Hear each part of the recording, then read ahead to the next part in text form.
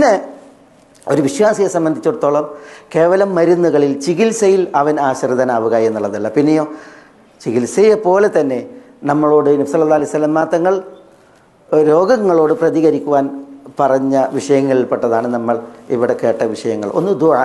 ഒരു വിശ്വാസി എപ്പോഴും ദുആയിൽ ആശ്രിതനാകണം. അള്ളാഹുവിൽ സമ്പൂർണ്ണ പ്രതീക്ഷയിൽ അള്ളാഹുവിനോട് ദുആ ഇരിക്കുക. നബി സല്ലല്ലാഹു അലൈഹി വസല്ലം തങ്ങൾക്ക് വരെ ദീനം വന്ന സമയം റസൂലുള്ളാഹി സ്വല്ലല്ലാഹു അലൈഹി വസല്ലം തങ്ങളെക്കുറിച്ച് ഹദീസുകളിൽ കാണാം, ദഅ സുമ്മ ദഅ സുമ്മ ദഅ. നബി സല്ലല്ലാഹു അലൈഹി വസല്ലം തങ്ങൾ ദുആ ചെയ്തുകൊണ്ടിരുന്നു എന്നാണ്.